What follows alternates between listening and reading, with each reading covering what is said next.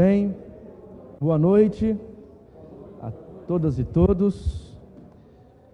Nós temos hoje a grata satisfação de recebermos entre nós a Sociedade Bíblica do Brasil, que vai apresentar a nova Almeida atualizada, que é uma revisão, um trabalho muito bonito a partir da Almeida Revista e Atualizada. E teremos aqui um período de reflexão, palestras, e após a palestra, após a exposição do nosso palestrante, nós abriremos para algumas questões, para o diálogo. Teremos também sorteio, certo?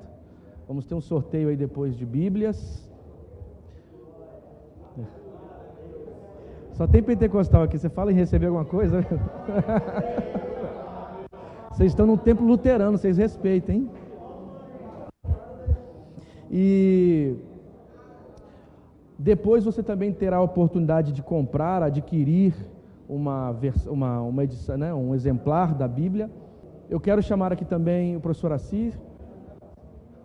O professor Assir, que ele vai falar algumas coisas, anunciar alguns detalhes, e após já entraremos na palestra com o professor Paulo Teixeira. Gente, boa noite. Em primeiro lugar, agradecer essa parceria da Faculdade Unida, da Revista Comunhão, da APEV, que gentilmente entraram nesse projeto de apresentarmos esse texto da Nova Almeida atualizada aos estudantes, aos interessados no tema e à liderança. Antes de passar ao nosso palestrante, eu só queria lembrar vocês algo importante sobre a Sociedade Bíblica. A Sociedade Bíblica, como um movimento, existe no mundo há mais de 200 anos. Na verdade, a sua fundação em 1804, e com um propósito: levar a Bíblia a todas as pessoas, numa linguagem que possam entender. E aí entra a importância de um encontro como esse, de um projeto como esse, e a um preço que possam pagar. E é esse trabalho que nós estamos realizando no Brasil aqui há 70 anos, por meio da fundação da Sociedade Bíblica do Brasil, de serviço à igreja por meio das Escrituras. Então, gostaria de convidá-lo, eu não quero me estender nessa apresentação institucional, mas convidá-lo a entrar no nosso site, conhecer um pouco mais dos nossos projetos, das nossas ações.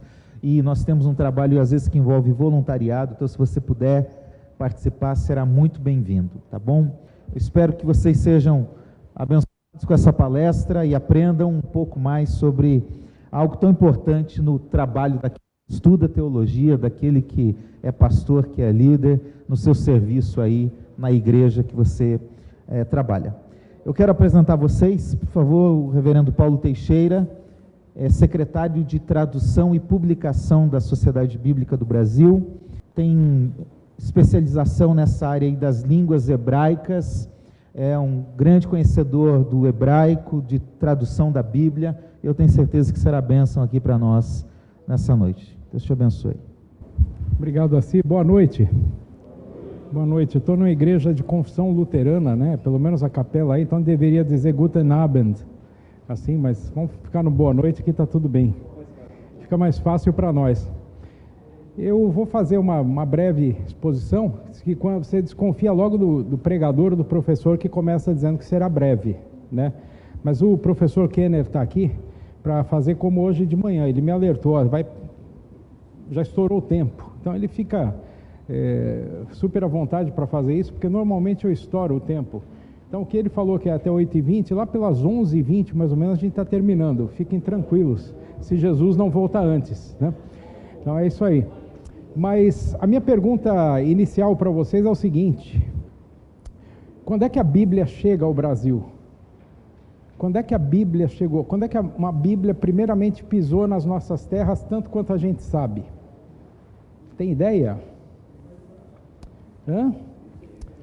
Não, na primeira caravela, lá em Porto Seguro, junto com o padre, vem uma Bíblia. Que Bíblia é essa? É a Bíblia em português? Não existe a tradução da Bíblia para o português. Existem partes traduzidas, mas não tem a Bíblia em português. A primeira Bíblia que chega aqui é uma Bíblia em latim, em 1500. É a tradução de Jerônimo, lá do século IV, tá? Essa é a primeira Bíblia que chega. E ela é usada na primeira missa, como parte da missa. E tem uma leitura lá do dia. João Ferreira de Almeida não tinha nem nascido nisso aí. João Ferreira de Almeida, aliás, é fruto de um movimento protestante. Porque quem foi o primeiro protestante a pensar numa tradução da Bíblia para a língua do povo? Martinho Lutero. Acabamos de celebrar os 500 anos da Reforma, e Martinho Lutero pensa, sim, e faz isso. Durante boa parte da sua vida, ele se dedica à tradução da Bíblia para a língua do povo, porque ele acreditava que o povo tinha que entender a palavra de Deus e ter livre acesso às Escrituras. A Bíblia disponível na Alemanha de Martinho Lutero era a mesma Bíblia que chegou na caravela aqui no Brasil. Era uma Bíblia em latim, de Jerônimo. O problema na Alemanha é que o povo não entendia. O povo não entendia. Qual foi a primeira Bíblia que chegou na vida de você, na sua vida? A primeira vez que você pegou uma Bíblia na mão, você lembra disso? Você lembra? A primeira Bíblia que chegou na minha vida, dos Gideões, né? Novo Testamento de Gideões. Essa é que chegou na vida de muita gente. A primeira Bíblia que chegou na minha mão foi essa aqui. Ela pertenceu ao meu avô.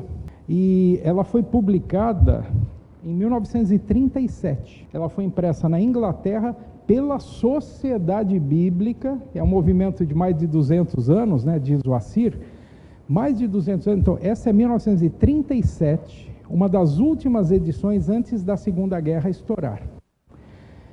Impressa na Inglaterra, a Sociedade Bíblica Britânica Estrangeira chegou às mãos do meu avô no interior de São Paulo, lá em Ribeirão Preto, Batatais, aquela região no interior.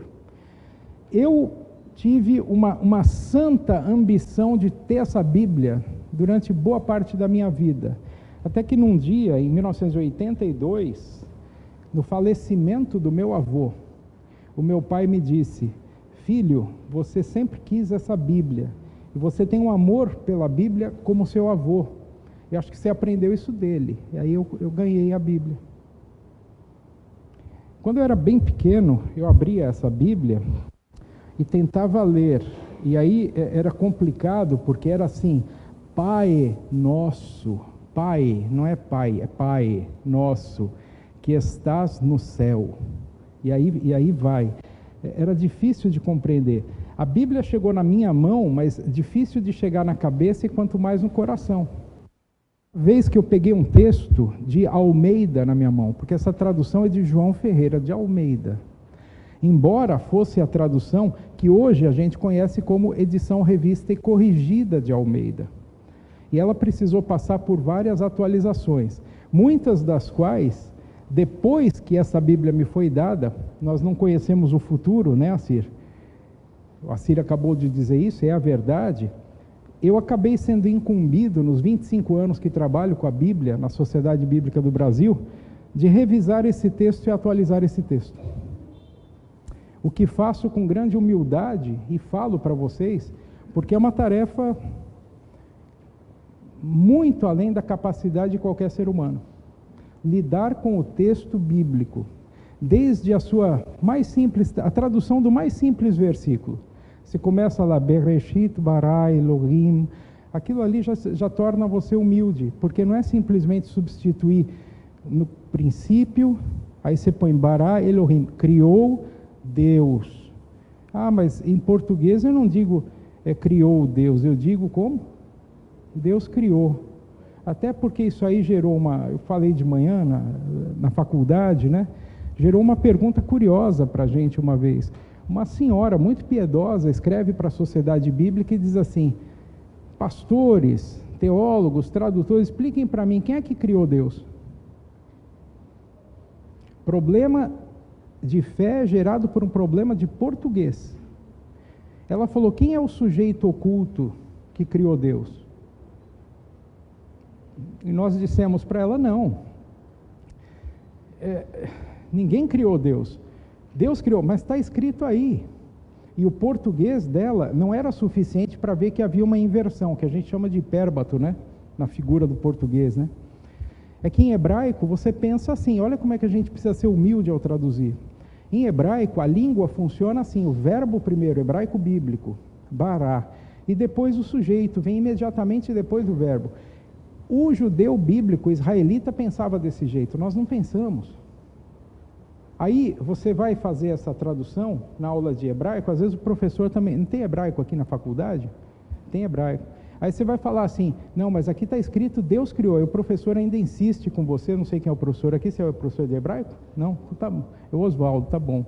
Ele fala assim, não, aqui é criou Deus, porque o criou está na frente. Tudo bem, a ordem das palavras, mas o sentido não é esse, foi Deus que criou. Porque nós temos no nosso país, inclusive, aquela senhora que vai questionar quem é o sujeito oculto que criou Deus. Ou Deus sempre existiu? Sim, ele existiu e no princípio ele criou todas as coisas. E aí você vai, olha como a gente precisa ser humilde diante da grandeza da palavra de Deus. Essa Bíblia chegou à minha mão, eu não a entendi, depois com estudos e oportunidades, eu ainda hoje lido e batalho diariamente com o texto. João Ferreira de Almeida, eu só consegui descobrir que foi ele que traduziu. A página do Antigo Testamento, do começo da Bíblia se perdeu, mas eu tenho a do Novo Testamento aqui. Novo Testamento do Senhor Jesus, nosso Senhor Jesus Cristo, traduzido em português, com Z, evidentemente, por João Ferreira de Almeida, né? Com referências, e aqui tem... Eu vou passar essa Bíblia por curiosidade, para vocês verem como é que era um texto do português na década de 30, aqui no Brasil. Vocês podem apreciar, de preferência, deixemos todas as páginas aí, por respeito à memória do meu avô. Mas é só uma brincadeira que eu faço. Quando é que a Bíblia chegou na vida de vocês? Quando é que a Bíblia vai chegar na vida de milhões de pessoas? Ah, Paulo, você está falando besteira, porque a Sociedade Bíblica do Brasil, só ela, distribui quantos milhões de Bíblia por ano, Assir? 9 milhões, entre digitais e impressas. A Bíblia já deve ter chegado na mão de todo brasileiro. Vocês estão há quantos anos nessa missão? Pode ter chegado na mão, mas será que as pessoas entendem o que elas leem? E a Sociedade Bíblica não impõe uma tradução sobre a igreja. Por isso ela lida com vários textos para que a pessoa escolha aquele que lhe convém mais.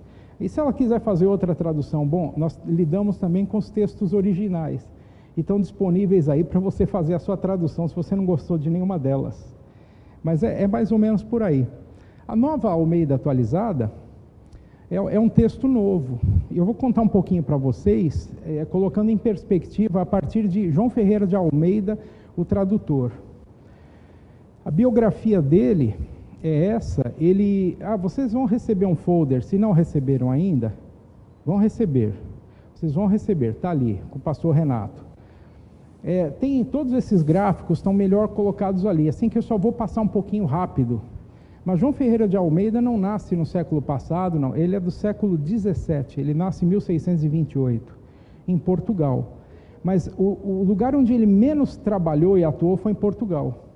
Em Portugal se dá a sua conversão para o protestantismo, nasce a ideia de traduzir a Bíblia, e quando ele enuncia a sua ideia, quando ele publica a sua ideia para amigos, isso chega no ouvido das autoridades eclesiásticas do país, e o nome dele é colocado no índice de pessoas a serem perseguidas. E ele foge de Portugal. Ele foge de Portugal e vai encontrar acolhida na Holanda. Ele vai para a Holanda. A Holanda consegue acolher judeus, consegue acolher pessoas que não creem, o que era um grande problema naquele tempo. Católicos estão bem lá, e os protestantes também. Vêm da Alemanha, vêm da Suíça e vão para a Holanda. E ali a fé convive. João Ferreira de Almeida vai morar na Holanda e vai estudar na Holanda. O que ele estuda? Ele estuda teologia. E ele estuda teologia reformada, calvinista. Se você quisesse tentar fazer um paralelo, é um pouco difícil, você diria assim, ele era um presbiteriano, né? A alegria do pastor Renato ali pulou de alegria quando falou presbiteriano. Mas ele é mais ou menos presbiteriano, ele tem a teologia reformada, tá? E ele vai começar a traduzir a Bíblia quando ele é enviado para as missões. Ele vai primeiro para Goa, ele vai para a Índia, lá também ele é perseguido, e no fim das contas, vai trabalhar o que nós chamamos hoje de Indonésia. Indonésia é um país curioso, né? São 17 mil ilhas. Vocês estão acostumados com ilhas aqui em Vitória, né? E 17 mil ilhas formam um país. Numa delas viveu João Ferreira de Almeida, na ilha de Java, que fica aqui, ó. Essa ilha de Java, tá? Aqui a Bíblia é traduzida para o português. Traduzida do que para quê? João Ferreira de Almeida faz uma primeira tentativa em traduzir do latim para o português, ou do espanhol para o português, porque a tradução em espanhol já existe. Tradução em italiano também. E ele tenta, através dessas línguas, fazer a tradução do português. Essa tradução do Novo Testamento se perde num acidente, possivelmente um naufrágio. E qual é, então, a consequência? A consequência é que ele toma isso quase como um sinal e diz assim: eu tenho que deixar de ser preguiçoso, tenho que estudar as línguas bíblicas e traduzir dos originais, como fez Lutero. E ele vai estudar e vai traduzir dos originais. Outra consequência prática disso é que, em vez de levar 5 ou 10 anos para traduzir de uma língua que ele conhecia, como ele tem que estudar, ele leva a vida inteira para fazer a tradução da Bíblia. E a tradução da Bíblia termina na vida dele aqui, ó. Ele traduz até Ezequiel 48, 21, e aí ele morre.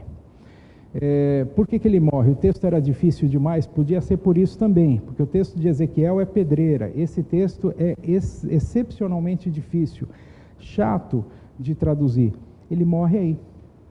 Quem completa a obra? Quem completa a obra é um discípulo dele, o Jacobus Opdenacker, e daqui a pouco eu falo dele. Esse aqui é o frontispício do Novo Testamento, que foi lançado em 1681. Nesse frontispício aparece ali o Novo Testamento, traduzido pelo reverendo padre João Ferreira de Almeida. Aí muita gente escreve para a Sociedade Bíblica e diz assim: ah, então Almeida era padre. Não é. A história que eu acabei de contar para vocês é que ele não é padre, só que naquele tempo, vejam como a língua muda. Padre é a designação de qualquer sacerdote religioso, inclusive o sacerdote evangélico protestante. Pastor é o pastor de cabra, de ovelha, é isso. Naquele tempo, a palavra pastor não tem essa acepção que tem hoje. No português, ela só começa a ser usada como pastor evangélico, ministro evangélico, ali no século XVIII para o XIX, tá? Mas naquele tempo é o reverendo padre João Ferreira Anes da Almeida, esse que é o 1681. Voltando um pouquinho, por que ele traduz? Ele queria alcançar os falantes da língua portuguesa e não somente os membros da sua igreja. Ele estava lá na Batávia ou na ilha de Java com uma comunidade de fala portuguesa. E ele pensava assim: o português, no nosso tempo, é uma língua importante. O português, nos tempos de João Ferreira de Almeida, era o inglês da época. Era o que nós chamamos de língua franca. O português era a língua ponte para toda e qualquer transação comercial ou diplomática. Então ele pensava: vou traduzir para a minha comunidade local e a palavra de Deus vai chegar no mundo inteiro, inclusive daqueles que não conhecem, porque todo mundo sabia um pouco de português. Aí o interesse dele em dar a Bíblia para a língua portuguesa e, a partir de Java, influenciar o mundo todo. Ele considerava a Bíblia a maior dádiva e o mais precioso tesouro que uma língua poderia ter. E esse conceito vem dele. E aí a gente aprende com ele que traduzir a Bíblia em toda e qualquer língua vale a pena. Preserva a língua e traz valores para essa língua, para essa pessoa. O maior valor é Jesus Cristo. Você tem curiosidade em saber como é que é o português dessa Bíblia que está passando ali do meu avô? Você vai dar uma olhada agora. O português dos tempos de Almeida era esse aqui. E você pode ler comigo. Vamos tentar ler juntos esse texto? Vamos lá. E sendo Jesus já nascido em Betleém de Judéia, em dias del rei Herodes, eis que vieram uns magos, ou sábios do Oriente, a Jerusalém, dizendo: aonde é o nascido rei dos judeus? porque vimos sua estrela em Oriente e viemos a o adorar. Você começa a parar, né? Fica inseguro se é para ler assim ou assado. Por quê? Parece português, não parece? Isso é o que nós dizemos, mas era o português da época, que na época está se descolando do espanhol. Está se descolando do espanhol. Tem muita coisa muito parecida com o espanhol. Você vê lá a estrela, né? A estrela. E há quem diga que a pronúncia da época ainda é estrela em português. João Ferreira de Almeida traduz para essa língua a Bíblia.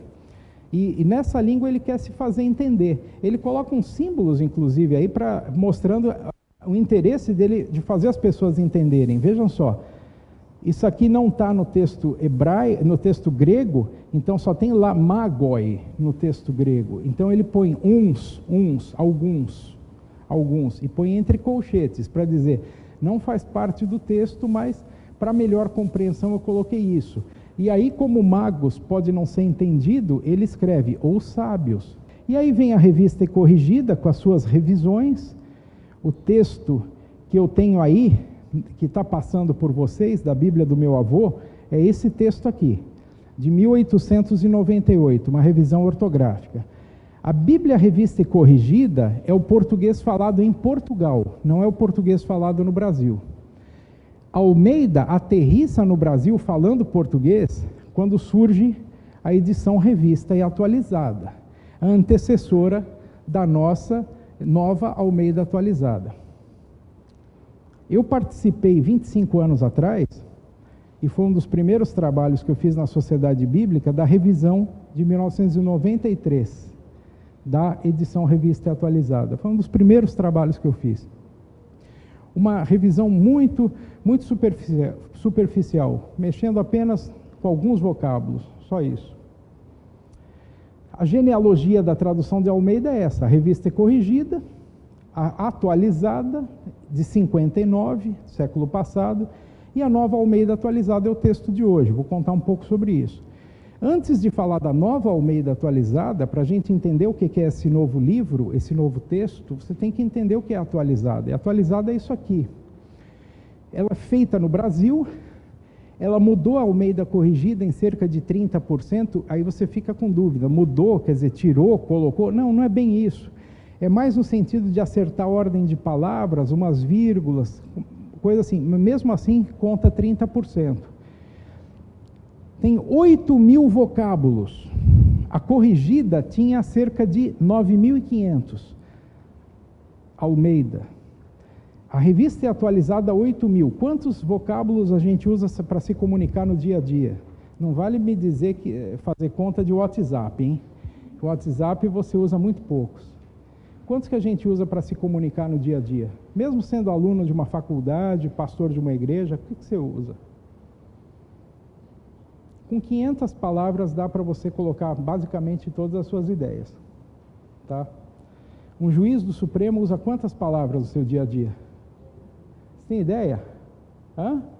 Alguém já fez um cálculozinho aí, né? Não passa de 3.500 palavras. Mas enfim, foi o que se fez na época. A comissão inclusive pensou, vamos usar a Bíblia para melhorar o vocabulário do brasileiro. Eu já vou mostrar para vocês que durante décadas, infelizmente, isso não aconteceu. O estilo é clássico e a sonoridade é ideal. A revista é atualizada, sim, ela é ideal para ser lida em voz alta, pelo menos era na época. A corrigida é truncada, você lê um pedaço, você para, você lê mais um pedaço, você para. A atualizada dá para ler de maneira coerente e fluida. O objetivo da atualizada, segundo o reverendo Antônio de Campos Gonçalves, que me antecedeu na minha função 60 anos atrás e que eu não tive o prazer de conhecer pessoalmente. O reverendo Gonçalves dizia sobre, ele trabalhou na comissão revisora da revista atualizada, que pega a revista corrigida e vai fazer atualizada. Ele diz que eles tentaram conciliar 3 elementos: linguagem de hoje, sem desnaturar certa linguagem bem antiga e tudo sem fugir ao original. Tudo entre aspas, porque a citação dele nos anais, nas atas da revisão da revista atualizada. Tem tudo documentado. Tá? Este é Antônio de Campos Gonçalves, um pastor metodista do Rio de Janeiro, um dos homens que mais conhecia a língua portuguesa no seu tempo. Ele é pouco conhecido pelo seu papel na revisão da Revista Atualizada, ele é mais conhecido por causa de hinos que ele compunha. Por exemplo, eu creio, Senhor, na divina promessa, vitória já tive nas lutas aqui. Letra dele, além de outros hinos. Ele trabalhou como um dos grandes revisores que culminaram no trabalho da Revista Atualizada. E para ajudá-lo, um exegeta, é o Dr. Paul Schelp, um pastor, um professor luterano, trabalhando especialmente aspectos de texto bíblico, de acordo com os originais. A tradução, a comissão revisora naquele tempo era formada por 30 homens, e aí não é genérico de ser humano, não. Eram 30 homens mesmo. Mulher, naquele tempo, não falava na igreja e não ousava lidar com tradução bíblica, ou mesmo com ensino de Bíblia, eram homens. Trabalharam durante 10 anos, se comunicando por carta. Você imagine por carta. Às vezes, eles faziam uma consulta, estava falando de manhã, e a resposta, até os 30 revisores darem a resposta para esses dois, levava 2 anos, para chegar ao último parecer. Por isso, levou 10 anos até que alguém teve a ideia, vamos fazer o Schelp e vamos fazer o Gonçalves trabalhar de tempo integral na revisão. E eu acho que trabalhando de tempo integral a gente acelera essa revisão. Levou mais 3 anos. Eles fizeram, em grande parte, todo o Antigo Testamento. A comissão revisora, enfim, da Atualizada, não são só eles, mas eles foram os principais nomes. E eram da sociedade bíblica, mas muito ligados a igrejas. A cronologia é essa. Em 1943 começa a revisão, em 56 termina a tradução, mas não tem papel para imprimir, é o período pós-guerra, não tem papel Bíblia no mundo, não tem quem imprima. Só 3 anos depois se encontra o papel e onde se imprima, e aí sai a Revista Atualizada. Em 93, publicada a 2ª edição com pequenas modificações. Os diferenciais da Revista Atualizada estão aí. Era a era do rádio, as pessoas não sabiam ler muito. Hoje eu desconfio que não saibam ler também, mas naquele tempo sabiam ler menos. Tá? Hoje o analfabetismo é funcional, naquele tempo era de fato. Uma pessoa lia, era costume nas igrejas o pastor ou um diácono ter uma Bíblia. As Bíblias eram caras, eram raras. Ele tinha a Bíblia, então ele lia e os outros ouviam. Na Revista e Corrigida, eles começaram a identificar vários problemas no texto que faziam as pessoas rirem ou não compreenderem. Foi o caso, e aí isso foi descoberto na própria revisão da Atualizada. E é esse caos aqui. A vós outros, você lembra desse texto, esse ente linguístico, a vós outros, a nós outros da Revista Atualizada? Isso tem lá na Bíblia. Eles foram ao Rio de Janeiro, numa igreja, fazer uma leitura experimental de trechos da Atualizada com a igreja. E ao ler aquele trecho de Êxodo 24, em que Deus fala assim, Moisés vem comigo, o restante espera aí. E aí Moisés diz assim para o povo, esperai-nos aqui mesmo até que tornemos a vós. E uma velhinha levantou a mão. A dona Mariinha levanta a mão e diz, pastor, quanto tempo eles tiveram que esperar? Mas por que a senhora pergunta? Até que todos se tornassem avós. Entendeu? É que a piada culta vem, assim, o riso vem depois, entendeu? É assim mesmo. É uma anedota culta. Quando chegou nesse ponto, eles se deram conta, olha, avós soa mais para a nossa gente simples, como o vovô ou a vovó. E aí a comissão tem que lidar com isso. E alguém falou assim, olha, em espanhol, a gente tem nosotros, vosotros. Por que a gente não empresta dali? E foi mais ou menos emprestado e colocado, para tentar resolver o problema. Os outros cacófatos também foram caçados por Gonçalves na Bíblia, lendo a revista atualizada em voz alta, tantas e tantas vezes, e com público.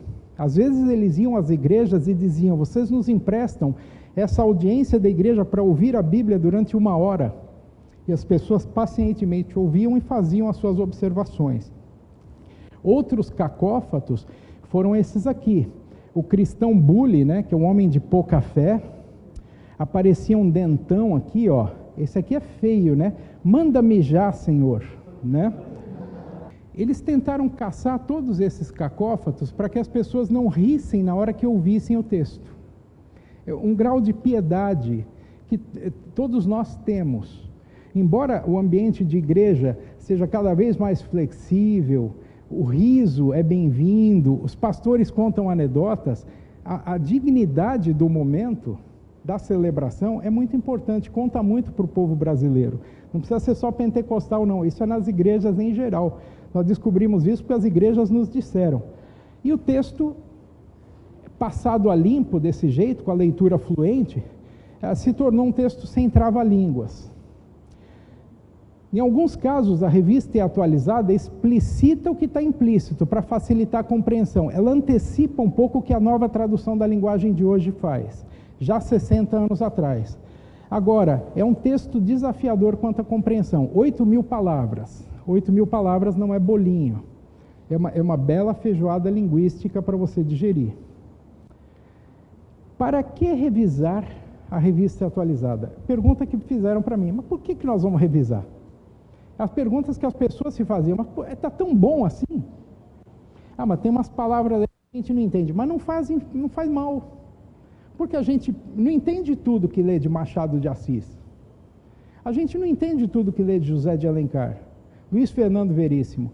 Para que eu vou ter que entender toda a Bíblia? Porque Deus quer que a gente entenda tudo, se possível.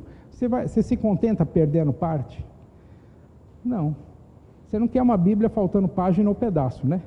Pois então, valorize o texto, palavra por palavra. Ele é o todo da revelação.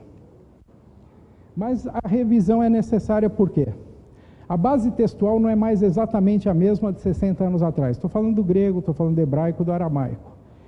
Houve progresso no estudo dos manuscritos bíblicos. Além disso, existem algumas revisões exegéticas por fazer. Vou falar daqui a pouco dessas revisões exegéticas. No Antigo Testamento, pequenos lapsos nunca haviam sido registrados. Isaías 50:11. Isaías 50:11, Deus diz assim: eu vos colocarei, eu vos deitarei em tormentas. Todo mundo achava que era tormentas, não é, isso é um erro tipográfico. Deus não ia nos deitar em tempestades, Deus nos ia deitar em tormentos. Isso foi um erro que por décadas ficou na Bíblia, até que na revisão de agora, nós descobrimos que estava mal. Ah, mas é um texto secundário, justamente por isso não se descobria nunca. Não era vos farei deitar em tormentas, tempestades, mas em tormentos, aflições, dificuldades. E aí vem os 5 motivos para você revisar a Bíblia. O primeiro deles, a revista atualizada já tinha 60 anos. Segundo, as Sociedades Bíblicas Unidas recomendam uma revisão a cada 25 anos. Porque cada 25 anos a língua já mudou suficientemente que exige uma revisão. O 3, em alguns casos, a revista atualizada era ainda mais arcaica do que a revista corrigida. Porque a revista corrigida passou por revisões e a ARA não, a revista atualizada não. O 4, textos escritos no estilo mais popular, como o Evangelho de Marcos, se tornaram altamente literários. Se subia o texto. Marcos é muito simples, em grego, você sabe disso, Marcos coloca cai, quer dizer, e vai construindo a narrativa, quase do jeito hebraico de se fazer. Mas, na hora de traduzir, ele ficou extremamente difícil. E o 5º é uma tradução excelente, que podia ser melhorada, especialmente para as novas gerações. As novas gerações estavam deixando de usar a revista atualizada. Desafio: deixar melhor o que é excelente, manter Almeida um texto fiel e acessível aos leitores, alcançar novas gerações sem descaracterizar o texto de Almeida. Para que as pessoas dissessem: este é Almeida, com esse eu me identifico, mas esse eu entendo. Começo da revisão, bom, a gente começa a falar sobre a revisão mais seriamente em 2003, lá na Sociedade Bíblica. E não começa a falar só entre nós, começa a falar com as igrejas, porque esse momento aqui com vocês hoje é um pouco de prestação de contas do que a Sociedade Bíblica faz. Ela não é um ente autônomo, ela presta contas às igrejas que a fundaram. A nossa razão de existir é a igreja. As igrejas publicam a Bíblia através da Sociedade Bíblica. Desde 2003 se falava sobre a necessidade, a ideia ficou por 10 anos em análise, prós e contras. Cada ano, pelo menos 2 vezes, a gente discutia isso. Os mais antigos e conservadores diziam: deixa do jeito que está. Gerações mais novas diziam: vale a pena revisar. Nós gostamos do texto, mas não entendemos. A SBB realizou então uma reunião de líderes em 15 de outubro de 2012. Houve consenso sobre a necessidade da revisão. Nós paramos de falar com os órgãos de governo da Sociedade Bíblica e nós fomos falar com as igrejas propriamente, diretamente eles. Enviem representantes, biblistas, teólogos, pastores, para discutir isso. Todos disseram: vale a pena fazer a revisão. E eles nos disseram: vamos fazer assim, vamos fazer assado. Colocaram limites, nos deram dicas, critérios foram estabelecidos naquela reunião. Aí, então, é uma foto representativa de algumas pessoas da igreja. Princípios: aperfeiçoar uma tradução excelente, formal sempre que possível, dinâmica quando necessário. As igrejas, os biblistas nos ajudaram a dizer isso. Dupla fidelidade ao original e ao leitor. Note, você precisa ser fiel ao original, precisa, mas também ao leitor. Ao leitor ouvinte. Por quê? Se ele não entende o que ele lê, a tradução não cumpriu o seu papel. Não cumpriu o seu papel. Pelo menos no nível da linguagem. Hoje de manhã alguém fez uma pergunta e falou assim: essa tradução resolve para mim aquele problema teológico, assim, assado? Eu digo não, porque esse é um problema teológico. Não é um problema de texto, é um problema teológico. O texto é difícil, mas a tradução, tanto quanto possível, sendo melhorada, vai te clarear um pouco mais que ali existe uma dificuldade teológica. Com a sonoridade. Então, o texto devia continuar sendo bem lido. O início dos trabalhos foi em 2013, em setembro. O trabalho todo contou com a supervisão e o apoio das igrejas cristãs. As igrejas de vocês estão aqui representadas, certamente. E a SBB deu notícia de que começou o trabalho. E aí vem a Almeida, a nova Almeida atualizada. A sigla é essa aí. A comissão revisora é mais enxuta. Pelo menos a comissão ali, o núcleo duro da revisão. Embora nós tenhamos contado com dezenas de pareceristas nos 4 cantos do país e no mundo, gente que fala português. E essa comissão tem algumas coisas novas, né?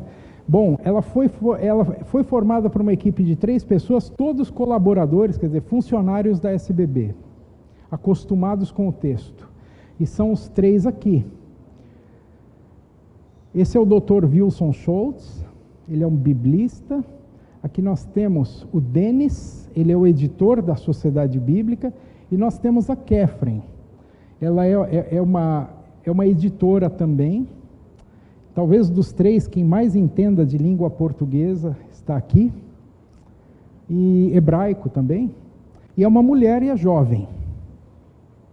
Para quê? Para que a voz feminina tenha representação ali. Assim como entre os pareceristas você tem mulheres trabalhando. Porque hoje tem mulher estudando teologia e fazendo boa produção teológica. Nós quisemos aproveitar isso. Precisávamos. As igrejas nos pediram para fazer isso.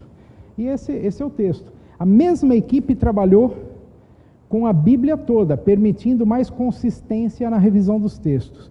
Quando você não tem 50 pessoas traduzindo, mas você tem 3 traduzindo ou revisando, a consistência é maior. Não fica uma colcha de retalhos, fica um negócio com sabor mais homogêneo. O pão assa do começo ao fim de maneira uniforme.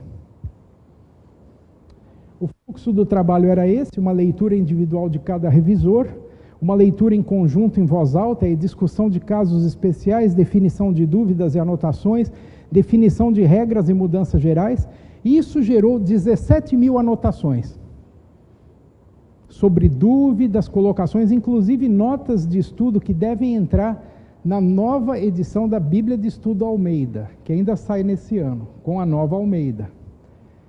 O computador foi fundamental. Naquele tempo da revista atualizada, na década de 60, computador era um negócio muito incipiente. Tá? Se é que dá para chamar de incipiente. Os nossos revisores não contavam com isso. Mas agora, essa comissão teve acesso a milhares de livros sem ter o livro na mão, estava no computador. E você tem dicionários, gramáticas, diversas traduções, e não se imprimiu ao longo de toda a revisão nenhuma folha de papel. Para quê?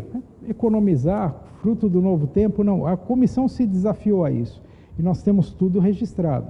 No momento em que a tradução está sendo publicada agora, toda essa história será impressa e guardada de maneira impressa também. O que permanece, já aprendemos isso com os faraós, né, é o que está impresso, é o que está registrado de maneira concreta. O digital pode ir para o espaço. Então nós vamos fazer uma cópia assim, mas agora ao final. Algumas ferramentas que usamos, o famosíssimo, copiadíssimo, pirateadíssimo BibleWorks, né? Está aí, nós usamos, cópia autorizada, com as devidas licenças compradas, sempre peço isso para os meus alunos de seminários, compre a licença, não pirateie não, o BibleWorks. Isso nos ajudou, o Paratext também, que é uma ferramenta para tradutores das Sociedades Bíblicas Unidas, usamos isso. E aí vem outras ferramentas, aqui você tem várias traduções bíblicas, você tem os textos originais, aqui você vai compondo o texto, versículo por versículo. Uma das ferramentas é essa, curiosíssima, ela compara os sinóticos. Aqui você tem Mateus, aqui você tem Marcos, aqui você tem Lucas e aqui você tem João. Quando a Almeida traduz, isso nós descobrimos agora, ele traduz primeiro Mateus. E aí, se o relato de Marcos tem alguma coisa diferente de Mateus, ele tende a uniformizar. E Lucas tem alguma coisa diferente, ele tende a uniformizar. E João também. Só que o texto grego apresenta relatos diferentes, com detalhes diferentes. Isso precisa ser respeitado. O que está em verde ali, são diferenças. Isso precisa ser respeitado. Então, isso se reflete na Nova Almeida. Você deixa o sabor de cada evangelista no seu evangelho, não tenta uniformizar tudo. Isso cria um problema. Não cria um problema. Quanto ao texto, isso se chama fidelidade. Para o teólogo, vai dar lá as suas discussões, mas é o texto que nos chegou.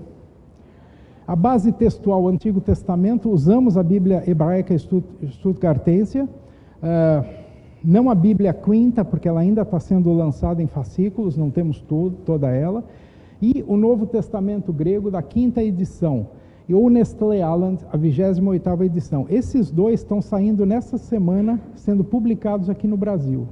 O Nestlé Aland e a quinta edição das Sociedades Bíblicas Unidas. O que mudou, gente? Mudou isso aqui. Por exemplo, frases mais curtas.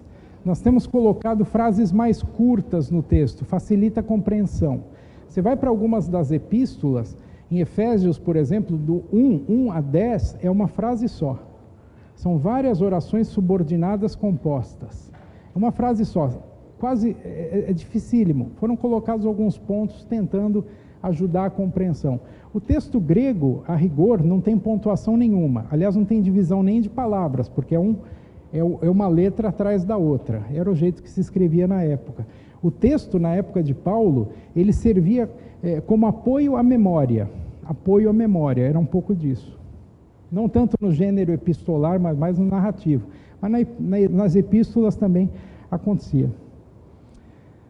Nós também mudamos o layout, fizemos os diálogos parecerem diálogos, e você vê aqui, quando é diálogo, ele está como diálogo, tá? Os travessões, colocamos, na revista atualizada não tinha, e isso é uma das coisas que as pessoas apreciam na linguagem de hoje. elas dizem, isso aqui na linguagem de hoje está melhor, incorporamos isso ao texto. Referências cruzadas. Os amantes da Revista e Corrigida diziam, quase não há referências cruzadas. Eram só 900, de fato, na Revista Atualizada. Isso subiu para alguns milhares a mais. Então foi feito um novo conjunto de referências cruzadas para facilitar a leitura cruzada da Bíblia. Notas explicativas sempre que preciso. Quando o texto manteve uma palavra, existe uma nota explicativa. Tá? E aqui tem o lagar, né? A área usada para secar e limpar cereais. A gente deixou a eira ou lagar ali em cima, no texto. Os textos ficaram assim, para você ter dar uma saboreada. Venham a mim todos vocês que estão cansados e sobrecarregados, e eu os aliviarei.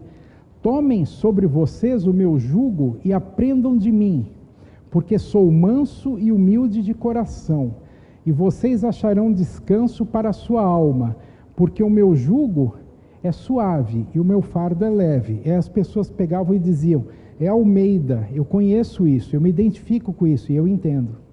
Soa mais natural. É Almeida, com isso eu me identifico e isso eu entendo. As narrativas estão mais fluidas, gostosas de ler. As epístolas continuam complexas quanto à interpretação, mas o texto está mais fácil. Os salmos e provérbios, provérbios não tem como os da linguagem de hoje, eles são diretos, e o provérbio precisa ser assim, direto. Água mole em pedra dura, tanto bate até que fura. Você fica pensando assim, não, mas é isso mesmo. Paciência, perseverança. E na linguagem de hoje estão melhores, mas a gente preservou tanto quanto possível o que Almeida já tinha feito. Nos salmos, manteve-se também, porque os salmos estão muito bem feitos. Os profetas continuam complexos quanto à interpretação, mas o texto aqui e ali foi melhorado. E exemplos, para a gente ver, eu estou indo para os finalmente, aqui no nosso trabalho. Para você ver como é que está na Revista Atualizada e como é que ficou na Nova Almeida.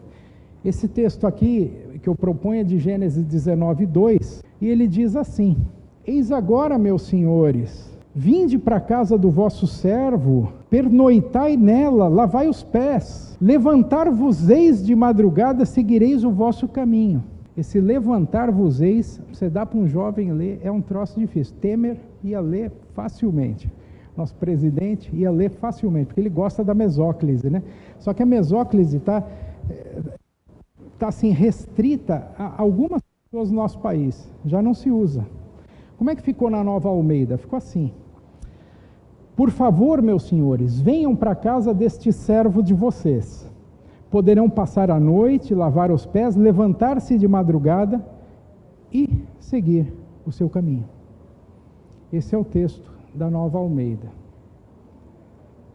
É a mesma coisa, só que está mais acessível. Vamos ver outro. Mas Rúben disse ao seu pai, mata meus 2 filhos, se tu não tornar a trazer, entrega-mo, e eu te restituirei. Do que nós estamos falando aqui? Quem que é o pai de Rúben? Jacó. E quem que é esse Tô? Você tem que conhecer a história, é Benjamim. Tá? José lá no Egito, ainda não revelado aos seus irmãos, diz lá, vocês têm mais algum irmão? Tenho. Traz ele aqui, senão não vou liberar vocês. E aí o Rúben tem que ir lá contar para o pai dele, o chefão lá do Egito está pedindo para levar o Benjamim. Mas o meu único filho que me restou, eles todos estão sumidos por aí, o senhor pode matar os meus 2 filhos se eu não trouxer o Benjamim de volta. Como é que ficou? Difícil, né? Entender todo esse contexto. Ficou assim. Mas Rúben disse ao seu pai, o senhor pode matar os meus 2 filhos se eu não trouxer Benjamim de volta. Deixe que eu tome conta dele e o trarei de volta para o senhor. Por que o Benjamim está ali? Para poupar o exercício mental de você saber quem era o objeto. Então ele está ali, só explicitou o que estava encoberto pelo texto. Não aborrecerás teu irmão no teu íntimo, mas repreenderás o teu próximo, e por causa dele não levarás sobre ti. Aborrecer no tempo de Almeida, nesse contexto aqui, quando é que você aborrece? Quando é que alguém te aborrece? Vamos lá. Quando é que alguém te aborrece? O que as pessoas fazem para te aborrecer? No bom português, enche o saco, né? Enche o saco, né? Tá? Como é que você aborrece alguém no seu íntimo? Quer dizer, no seu íntimo. Você enche o saco do outro e você que fica triste, assim que... Não faz nem sentido. É que aborrecer no tempo bíblico, um dos sentidos, é isso aqui, ó. Não guarde ódio no seu coração contra o seu próximo. Repreenda-o e não incorra em pecado por causa dele. Guardar ódio. Depois a gente viu por uma pergunta que alguém fez de manhã, que o aborrecer em contextos diferentes é traduzido diferente, não é só guardar ódio. Aborrecer o pai e mãe, aborrecer pai e mãe, foi feita essa pergunta, depois a gente pode ver como é que ficou no Evangelho. Mas o Senhor teu Deus tas entregará e lhes infligirá grande confusão. Esse tas aí, né? As entregará, simplesmente isso. É mais fácil, a gente não tem toda esse requinte aí da língua. E chasqueais, de quem chasqueais? Se alguém disser assim para você, você é um chasqueador, você toma isso como elogio ou como aborrecimento? Você repreende em nome de Jesus. O que é chasquear? O que é chasquear? Vamos lá? De quem vocês estão zombando? Esse é o chasqueador. Mas estava chasquear na Bíblia. Esse aqui, por isso levantar-vos-ei e vos arrojarei da minha presença. Arrojar, hoje é virtude, né? O empresário é arrojado, ele é proativo, ele é empreendedor. Arrojar naquele tempo da Bíblia não tem muito esse sentido não, é só isso aqui, ó, bem fácil. Eu os levantarei e os lançarei fora, vou mandar embora, vou tirar da minha frente, isso que é arrojar. Quanta coisa que a gente tem na nossa frente, na nossa tradução e não entende, né? Aí a gente está perdendo a mensagem com isso. Não te tornes cúmplice dos pecados de... Ou é o trem? Diz que lá em Minas tudo é trem, né? Não, mas é o trem mesmo. Tem gente que lê o trem. Vamos simplificar? Não seja cúmplice dos pecados dos outros. É assim que falamos hoje. Ele é sábio de coração, grande em poder. Quem porfiou com ele e teve paz? Está falando de Deus, né? Quem porfiou com Deus e teve paz? É assim, ó. Ele é sábio de coração, grande em poder. Quem ousou desafiá-lo e sobreviveu? Inclusive tem uma correção exegética aí, que não é simplesmente teve paz, é sobreviveu. Quem sobreviveu, quem ficou desafiando Deus e sobreviveu? É isto. Entoai-lhe novo cântico, tangei com arte e com júbilo. O que a gente tange? A boiada. Os instrumentos é para os músicos e poetas, mas é mais a boiada para o povo. Então ficou mais fácil. Toquem com arte e com júbilo. Alguma coisa já trasfegou na sua casa? Alguma coisa já trasfegou na sua casa? Olha lá. Portanto, eis que vem dias, diz o Senhor, em que lhes enviarei trasfegadores que o trasfegarão. Minha esposa, você se descuidou e o leite trasfegou. Olha lá, ninguém diz isso. Como é que a gente diz? Portanto, eis que vem dias, diz o Senhor, em que lhes enviarei derramadores. O leite derramou, o leite trasfegou. Você já pode inventar em casa quando chegar, né? Namorada, como é que é? Marido, mulher. Você fala assim, o leite trasfegou. Tá? Agora as tuas enxárcias estão frouxas. Você tem enxárcias na sua casa? Quem aqui tem enxárcias em casa? Se você tem um barco com vela, possivelmente você tem enxárcias. O que é uma enxárcia? É uma corda, é a corda que amarra o mastro no barco. Mas enxárcia não é conhecido, é o vocabulário técnico do campo semântico da navegação. porquanto cobriu o rosto com a sua gordura e criou enxúndias nas ilhargas. Enxúndias nas ilhargas. Você tem enxúndias nas suas ilhargas? Não? Pois isso aqui é a maneira de Almeida chamar os pneuzinhos. Olha lá. Porque cobriu o rosto com a sua gordura, que se acumulou também na cintura. É o pneuzinho. Enxúndia é o excesso de gordura. Nas ilhargas são os quadris. É o pneuzinho. Então você diga para sua mulher, diga para o seu marido, você está aí com umas enxúndias nas ilhargas. Se ele reagir mal é porque ele entendeu o texto de Almeida. Se ele não reagir bem, então mal, quer dizer, ele não entendeu o texto e vai ficar como um elogio. O que você, se alguém te fizesse um pedido assim, vá lá no mercado e traga isso aqui para mim, o que você levaria? Uma sacola, um carrinho de supermercado, um carro ou um caminhão para trazer material? Olha lá, 100 talentos de prata, 100 coros de trigo, 100 batos de vinho, 100 batos de azeite e sal à vontade. O que você leva? Olha lá, acho que ele levava um trem, viu, irmão? Levava o trem, olha aqui, ó. 3.400 quilos de prata, 10.000 quilos de trigo, 2.000 litros de vinho, 2.000 litros de azeite e sal à vontade. A revista atualizada não fazia isso. Na nova Almeida atualizada você tem as conversões feitas. Facilita a compreensão. Houve, pois, grande vozearia, tomando vulto a celeuma, temendo o comandante que fosse Paulo espedaçado, por eles mandou descer a guarda. Por muitos anos, pessoas nos escreveram e disseram assim: editor da Sociedade Bíblica, corrige isso aí, espedaçado não existe, é despedaçado. As pessoas já achavam que era um erro, não é. Esse é o português do tempo de Almeida. E nós fizemos assim, houve muita gritaria no Sinédrio, como a discussão ficava cada vez mais intensa, o comandante, temendo que Paulo fosse despedaçado por eles, mandou e assim foi. Fica mais fácil de ler o texto, a narrativa ficou ali. Você pode ler, e é isso.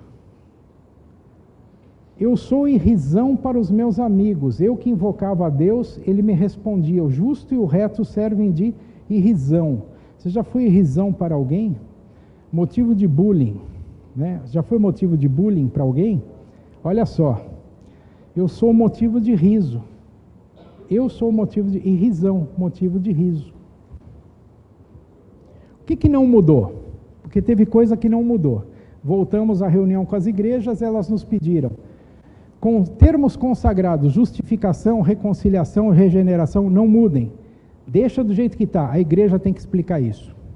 Justificação, santificação, termos teológicos, propiciação, redenção, a igreja explica, não mudem. Deixa lá no texto. Tu e vós em poesias e orações. Pai Nosso, por exemplo, deixou lá. Pai Nosso que estás no céu, santificado seja o teu nome. É o jeito respeitoso de chamar a Deus. Passagens conhecidas, João 3,16, Salmo 23, outras. Deixa lá, isso já está cristalizado demais na cultura das igrejas. Não mexam nisso, não mexemos. Unidades de peso, eu falei que a gente converteu as medidas, né? Mas quando Jesus diz, quem de vocês pode acrescentar um côvado à sua vida? Nós não colocamos assim, quem de vocês pode acrescentar 42,3 centímetros à sua vida? Porque a metáfora é justamente o côvado, é uma metáfora, não é o côvado propriamente, mas quem pode acrescentar um segundo à sua vida? Deixamos o côvado, e numa nota de rodapé você explica essa metáfora. Saiu o Novo Testamento, em setembro do outro ano, em 2016, Novo Testamento, Salmos e Provérbios. Esse testamento estabeleceu uma comunicação com a igreja, e as pessoas começaram a ler e sugerir coisas para nós. Gostei, não gostei, isso aqui tal, tem um erro, me ajudem, olha, eu não entendi, pode melhorar assim. Nós ouvimos muito da igreja, durante mais de ano. O fim da revisão, 27 de julho de 17, 61 anos depois da conclusão da revista atualizada, do Schelp e do Gonçalves, nós temos um novo texto. O resultado é um texto clássico, de Almeida, numa linguagem mais atual, ideal para o uso no culto e leitura em voz alta. Você pode Cada ano eu leio a Bíblia numa nova tradução, se possível numa outra língua também. Isso me faz ter sempre uma respiração nova sobre o texto e uma inspiração nova também. Você quer ler a Bíblia ou reler a Bíblia num novo texto? Leia nesse texto, faça essa experiência. Você vai ter essa mediação com a palavra de Deus através de uma nova revisão. É mais compreensível às novas gerações. Nós mantivemos o logo, é esse o Círculo da Eternidade, a Nova Almeida. O versículo continua sendo o mesmo da atualizada. Jesus Cristo é o mesmo ontem, hoje e para sempre. As primeiras edições estão aí, inclusive à disposição de vocês nessa noite, com algum desconto. Aqui eu encerro, se tivermos tempo para algumas perguntas, é com o professor Kenner.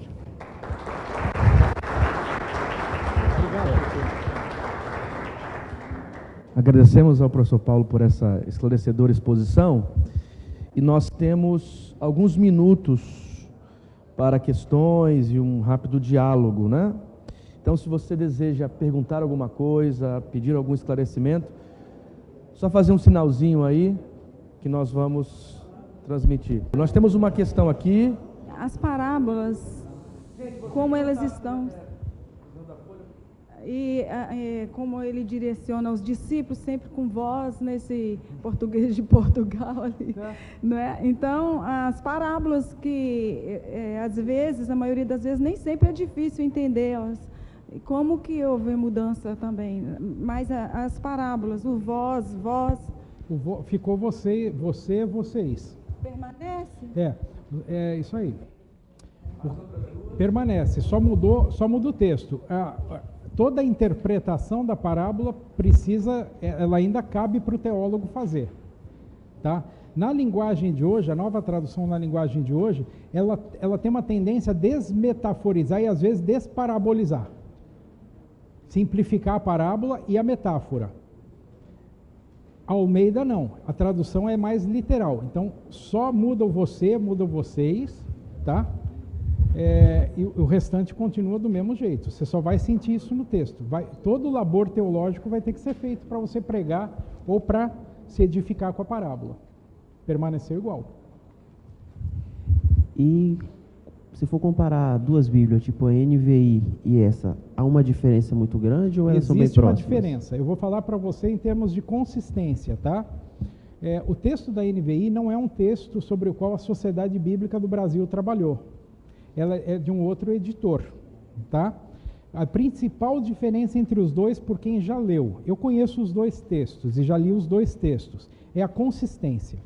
Na NVI, você tem textos que se aproximam mais da linguagem de hoje, às vezes, e mais da revista atualizada ali. Então, é uma mescla, a história da colcha de retalhos que eu falei. Por quê?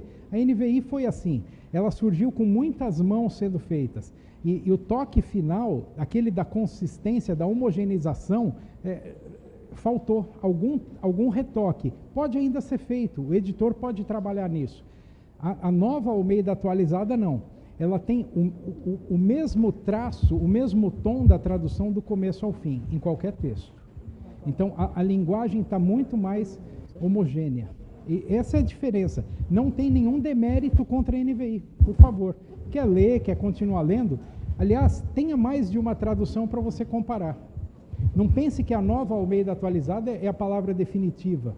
Tenha mais de uma. E, se possível, você é teólogo, você é teóloga, trabalhe no texto original. Aprendemos isso dos pais da igreja, especialmente dos nossos reformadores. Eles diziam assim: os sermões deviam ser preparados a partir do grego e do hebraico. As traduções existem para que o povo leigo tenha contato com a palavra de Deus no seu dia a dia. Eu continuo acreditando nisso. Acerca da oralidade, isso trouxe mudança para o texto? Retirada de vírgulas, retirada de pontuação? Sim. Deixou muito agravante ou minimizou ao máximo? Não, minimizou ao máximo. Minimizou ao máximo. Existia uma profusão de vírgulas que hoje não se usa mais. E aí eu estou falando mais de estilística do que de exegese, tá? Então, hoje em dia, você não escreve mais assim, vendo, vírgula, pois, vírgula, que se aproximava uma tempestade, tá? Você diz assim, vendo, pois, que se aproximava uma tempestade, sem vírgula, isso aí. Esse, para tornar o texto mais fluido, tá? Porque havia uma profusão de vírgulas e até um excesso de pontos e vírgulas, que hoje são um pouco questionáveis. No português você não sabe mais para que usa o ponto e vírgula, tá? Às vezes se colocou um ponto ali, você divide uma frase mais curta para facilitar a compreensão. Mais alguém que gostaria de perguntar alguma coisa? Assim, eu tenho uma pequena pergunta. Pois não, professor. Em relação ao uso do texto da revista atualizada, que rompe com textos receptos. Sim. E a gente sabe que este texto, pelo menos para o Novo Testamento, está na sua 28ª revisão. Para os textos do Antigo Testamento, a partir da década de 40, 60, novos manuscritos surgem. E há uma questão séria em relação ao livro de Jeremias, por exemplo, por conta do texto de Qumran que foi encontrado. Então, assim, como que a revista, como que a Nova Almeida atualizada, ou a revista atualizada, trataram isso, né? Tá. Então, vamos lá. Eu mencionei que a base textual do Antigo Testamento é a Bíblia Hebraica Stuttgartense, a edição de Stuttgart da Sociedade Bíblica Alemã. Aliás, é publicada no Brasil também, impressa aqui no Brasil. Como esta é a base textual, ela é a mesma usada, é praticamente a mesma usada pela revisão da década de 60, tá? Se nós tivéssemos usado o texto da Bíblia Quinta, a Bíblia Quinta é um projeto ambicioso das sociedades bíblicas unidas no mundo, e nós estamos lançando em fascículos o texto hebraico, incluídas todas as observações a partir dos textos, dos manuscritos de Qumran. Se nós tivéssemos usado o texto da Bíblia Quinta, que está incompleto, eu tenho o quê? Eu tenho 9 volumes publicados até hoje, cobre uma pequena porção de texto. Aí sim eu teria pelo menos mais notas ou observações quanto a isso. Por enquanto não usamos. Então, por enquanto não usamos. Quando é que vai ser a próxima revisão da Nova Almeida atualizada? Daqui a 25 a 30 anos.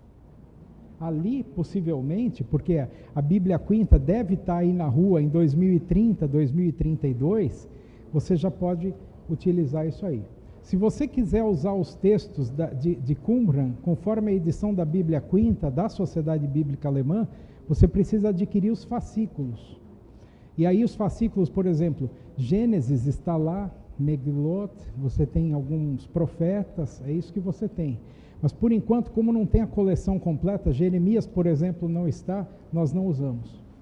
Essa foi uma decisão arbitrária, precisamos tomá-la, porque não está, o corpo todo não está ali. Aí ia pecar contra a consistência do texto. É o que eu posso dizer. Bom, vamos agradecer com uma salva de palmas pela exposição e discussão.